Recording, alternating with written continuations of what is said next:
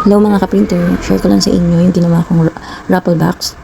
Ito yung munting pasasalamat ko sa aking mga solid na mga customer. Bali unang na-print ko, palpak, kasi nag-fold sa unahan. Then nag-print ulit ako. Guys, pagpasensya na nyo na yung background ko, dahil months na yung mga kapitbahay namin is pinasawang magpapatugtog ng mga pang Christmas.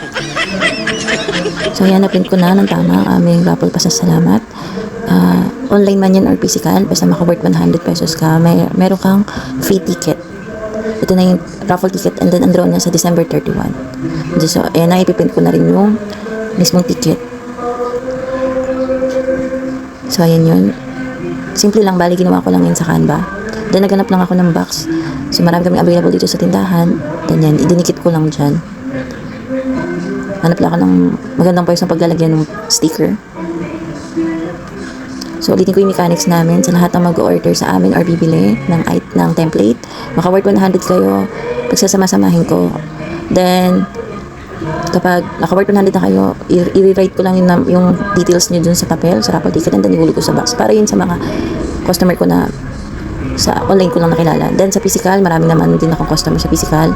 Then, maka-worth 100 sila, makabili ng ice cream, o mag-cash in, cash out, or load. So, yun, kasali din sila sa raffle. Bali, yung consolation prize nakapost naman sa aking Facebook. Tingnan nyo na lang. So, ito ay ginawa lang namin para magpasalamat sa aming mga customer. Hindi man ganun kalaki, pero malaking tulong pa rin ito sa iba. Lalo na sa mga estudyante. So, yan na. Tapos na ang ating box. Saan nila ihulog ang ating raffle ticket.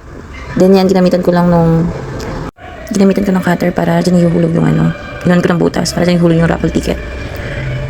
Bali, magla-live nga pala kami sa Facebook para dun sa draw sa December 31, 2024, 10 p.m. Then, ginamitan ko ng 12-in-1 cutter. Yung cutter para sa ticket, para mas madaling pilasin yung mga papel kapag ibibigay sa customer. Kinad ko lang yung mga side-by-side niya.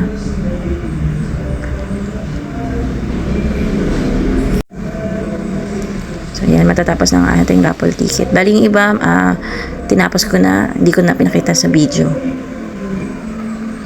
So, yan, ang dali lang niyang punitin, no? So, bali, yung raffle ticket natin, dito lang yan sa ating Facebook page. Thank you, mga ka-printer!